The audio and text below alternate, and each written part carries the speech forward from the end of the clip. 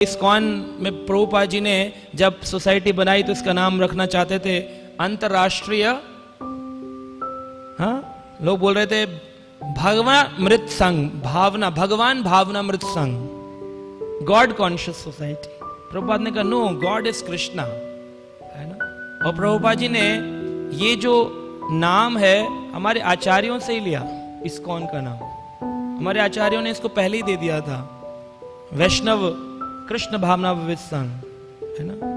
तो जीव गोस्वामी पाद लिख रहे हैं उनके बारे में, और वहां से प्रभुपाद जी ने नाम लिया कि किस प्रकार से एक व्यक्ति अंतरराष्ट्रीय वैष्णव सभा, ऐसे करके लिखा है। तो अंतरराष्ट्रीय तो इंटरनेशनल हो गया, सभा का मतलब सोसाइटी हो गया, और कृष्ण भावना भवित की जगह वैष्णव मतलब जो कृष्ण भावना भवित है। तो प्रभुपाद ने उसका नाम वैष्णव का मतलब कृष्ण भावना भवित दिया। तो इस तरह से हमें समझना चाहिए हम बड़े भाग्यशाली हैं कि हमें डायरेक्ट, जो कि कितने जन्मों के बाद, श्रील भक्ति विनोद ठाकुर की एक कमेंट्री में वो बोलते हैं कई करोड़ जन्मों के बाद, देवी उपासना करने के बाद, पहले आदमी निराकार की पूजा करता है, फिर सूर्य की पूजा करता है, फिर कई जन्मों में जाकर के वो देवी उपासना करता है, फिर देवी जी उसे शिव जी के पास भेजती है कि तुम जाओ मेरे पति की सेवा करो।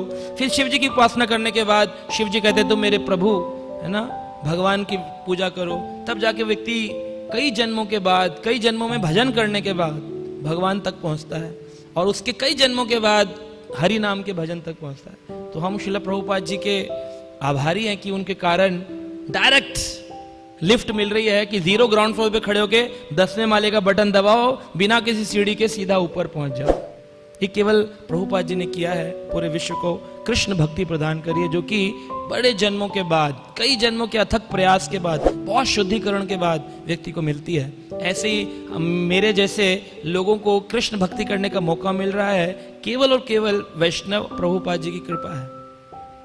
ठीक है, मैं समाप्त करता हूं। तो यही शांति प्रदान करेगा अगर हम इस तत्व को समझते हैं। हरे Krishna.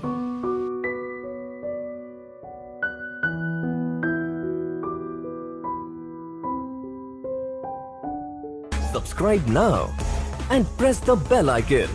Never miss an update.